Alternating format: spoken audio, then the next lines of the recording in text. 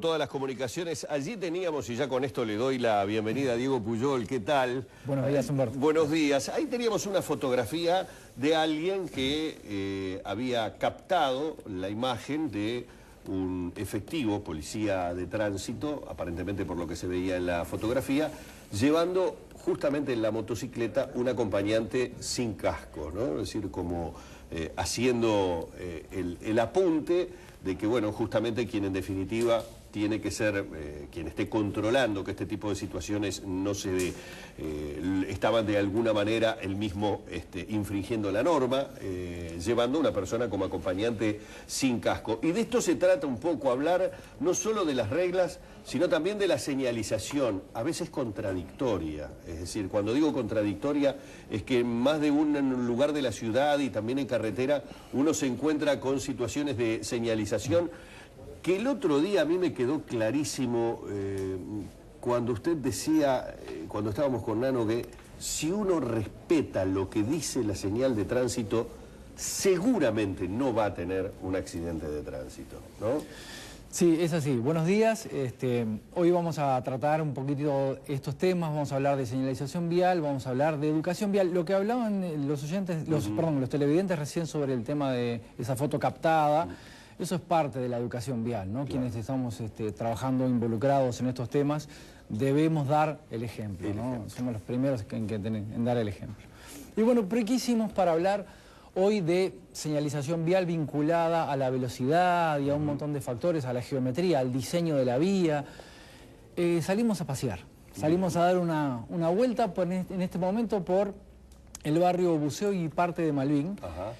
Y donde encontramos, por ejemplo, estamos viendo en este momento en imágenes, esta es la salida del puerto del Buceo para ingresar a la Rambla. El acceso a la Rambla después que uno sale de allí del puertito del Buceo, ¿no? Exactamente.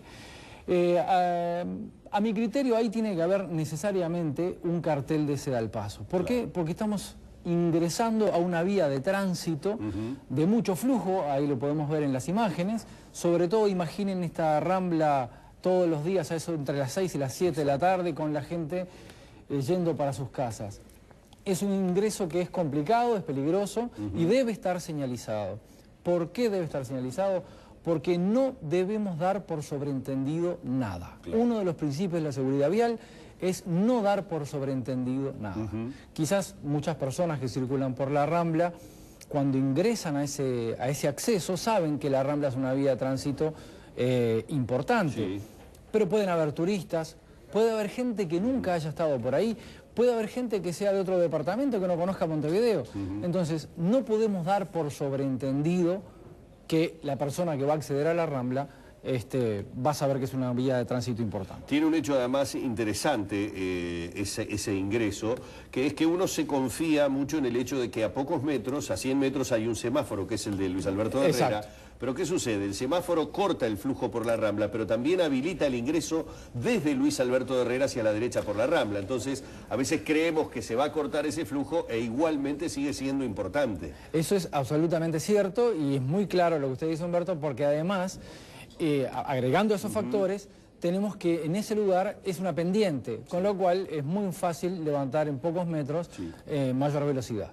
Muy bien, tenemos otros casos. Bueno, en este caso hay una recomendación, evidentemente, para que esa señalización allí, este es otro cruce y otro ingreso a la Rambla, en el que en este caso sí tenemos una señalización. Exactamente, ¿no? Este es el mismo caso, exactamente el mismo acceso desde la bajada de Boulevard Valle de Ordóñez, expropios, ¿verdad?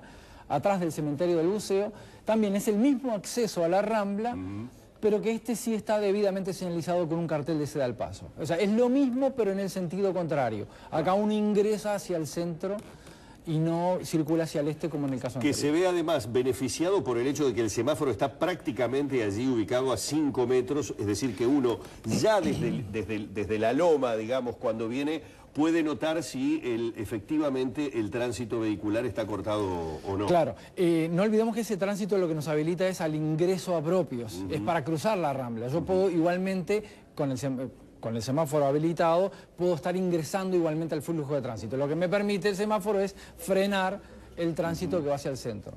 pero no siempre es así. Y Claro. con el tránsito fluido también puedo hacer el ingreso y debo respetar el cartel de señalización de ceda al paso. ¿Cuál es, a ver, yo podría aplicar el sentido común, pero ¿qué es lo que debo hacer cuando los semáforos están rotos? En este caso, es decir, ¿qué es lo que la señalización me indica que es mi obligación en el caso de que el semáforo se encuentre roto? Porque aquí nadie le da paso a nadie. Exacto. Es muy difícil encontrar que alguien se apiade del que intenta ingresar a la vía que viene más transitada y le diga, no, mire, como está el semáforo roto, pase usted. No, lo que debemos hacer, indudablemente la primera medida que debemos adoptar ante un semáforo roto es de aminorar la velocidad. Es decir, va a haber una intersección no regulada, por lo tanto vamos a tener que aminorar la velocidad para ver cuál es el panorama y cuáles son las actitudes que van a tomar los otros protagonistas, los otros intervinientes de esa intersección. Perfecto. Vemos imágenes de la Rambla mientras le voy preguntando a Diego Pujol si es nuestra arteria de tránsito más compleja, más complicada. Sí, absolutamente. Es complicada porque tiene varios aspectos a tomar en cuenta. Tiene distintos tramos de distintas velocidades. Además, estamos viendo imágenes sobre Malvin. Después de pasar el semáforo de Hipólito Yrigoyen, la Rambla tiene un ancho muy importante y después tiene un angostamiento abrupto a 2 carriles. Es cierto. Eso genera que se forme como un embudo. Esto es nuevo, relativamente nuevo. El que estamos Ahora, viendo allí a la derecha apareció hace, creo que no más de un mes, ¿verdad? Sí, sí, es una barrera de contención de la cual vamos a hablar un poquitito. Entonces, lo que decíamos es tomar en cuenta la geometría. Esa curva, esa triste, célebre curva, se ha llevado muchas vidas y porque tiene 2 características fundamentales. La primera es una curva hacia la izquierda, viniendo hacia el este, con peralte negativo, es decir, la propia fuerza centrífuga y además la propia inclinación de la curva de forma negativa nos tira, nos impulsa. La mayoría de los vehículos terminan en la playa, literalmente. Eso implica que debemos tomar la curva con menor velocidad. ¿Pero por qué? Está señalizado. Si nosotros veíamos en el tape, había unas rayas transversales blancas. Sí. Que esas rayas tienen textura y generan una vibración en el volante que nos indica que debemos aminorar la velocidad porque próximamente vamos a encontrar algún obstáculo o alguna indicación que nos indique que debemos aminorar la velocidad. Es decir, esas rayas blancas que vimos en el pavimento nos indican que hay una curva peligrosa, en este caso puntualmente. Por lo tanto, además hay un cartel amarillo de advertencia de curva. Ahora, todo este tipo de señalización no sirve de nada si no aminoramos la velocidad. En estos casos hay que llevarla más o menos aproximadamente, en el caso de esta curva peligrosa, ¿a cuánto la velocidad del vehículo? Acá no podemos pasar de 45 kilómetros por hora. No se puede pasar de 45. Y tenemos que tomar específicamente las condiciones climáticas en que nos toque circular. Claro. No es lo mismo esta curva con tiempo soleado que con lluvia. Sí, claro.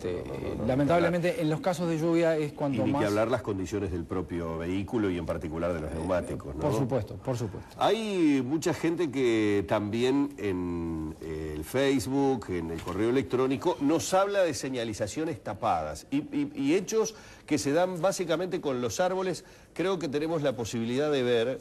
Estuvo allí trabajando activamente nuestra producción para mostrarnos, vean este cartel de Ceda el Paso. Prácticamente uno lo ve cuando lo tiene encima. Exactamente. O solamente que vaya mirando la vereda o el cordón de la vereda se da cuenta. Exactamente, esa es la esquina de Ambrosio Velasco y Rivera. Y vuelvo a lo mismo que hablábamos al principio, no podemos dar por sobreentendido que la gente va a saber que Rivera es una vía de mucho flujo de tránsito.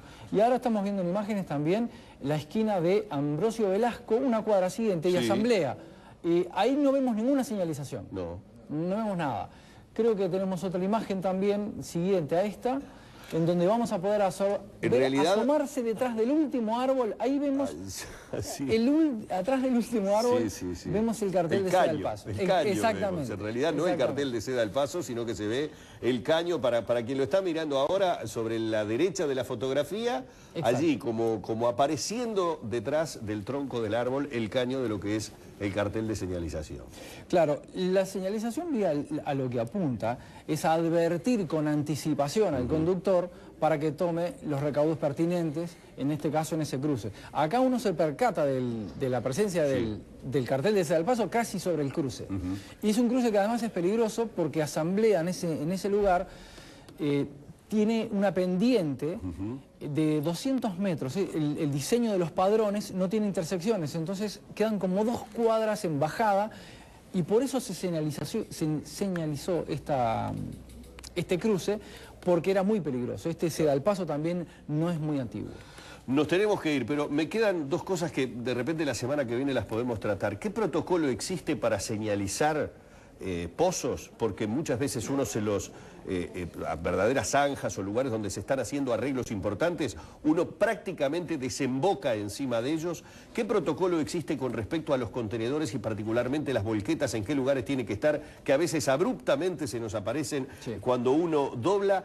Y también, ¿cómo se debe cortar el tránsito cuando hay un accidente? A veces uno desemboca en una vía de tránsito que está realmente nutrida de vehículos y se corta en determinado lugar. El otro día, sin ir más lejos, en un accidente en la Rambla, tuvimos todos, por el lugar en donde estaba cortada la Rambla, que tomar por una calle a contramano, sin que, por supuesto, quien viene del otro lado entienda por qué de golpe tiene ese flujo vehicular viniendo a contramano en una calle. Es otro de los temas para seguir charlando. Sí, como último mensaje yo quiero dejar hoy en claro, como decíamos al principio, las columnas que estamos haciendo, la idea es que le dejen al público un mensaje. Y el mensaje es: no demos nada por sobreentendido.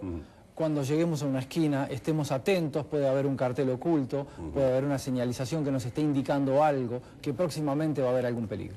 Muchísimas gracias, ha sido un placer, Diego, tenerte. Gracias. Estaremos viendo la semana que viene muchos más temas para poder manejarnos mejor, todos, conductores y peatones. Seguimos con